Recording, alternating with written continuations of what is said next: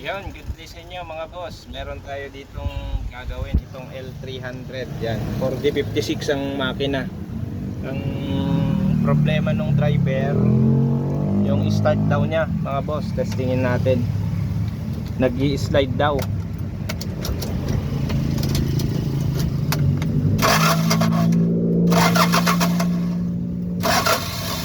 Ayan, kung napansin nyo mga boss, bumibitaw yung start nya.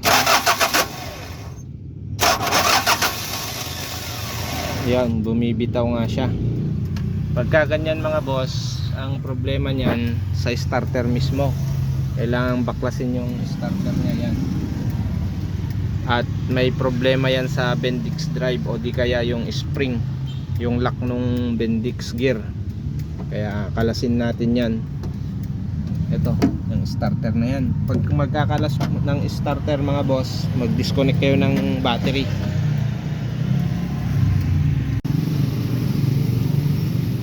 Ayan mga boss, ito na yung starter nya. Nakalas na natin. Bali ito yung Bendix drive nya. Pagka ang pag-check nito mga boss, ikutin mo lang siya. Ayan. Pag ganyan na maluwag na siya ikutin, sira na. Yan, sobrang luwag niyang ikutin. Dapat medyo mahigpit. Ito halos wala na. Kasi yan yung nag-iikot dun sa kwan sa flywheel. Ito yung bago mga boss. Yan, medyo mas mahirap siya ikutin. Yan, ito yung papalit natin. Bali pa ganyan siya. Yan. Yan yung kwan ng Bendix nya. Tapos yan. Tapos itong spring. Tapos hindi natin gagamitin tong kwan gear. Itong gagamitin natin.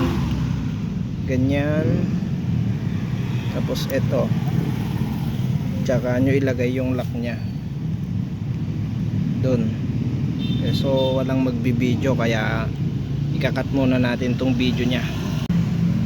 Ayan mga boss, napalitan na natin. Yan yung lock nya, dapat nakalagay ng maayos. Kasi pag hindi nakalagay, pwedeng matanggal yan, yung gear na yan.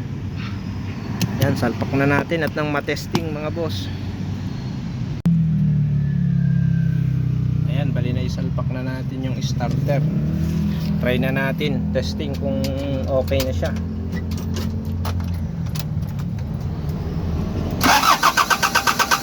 Ayan, okay na siya.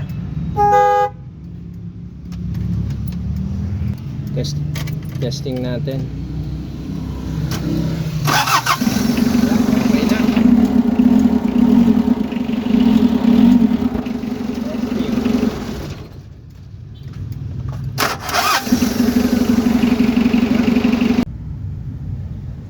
Yan, that's all for today's video mga boss. Sana nagkaroon kayo ng idea sa starter ng L300 4D56.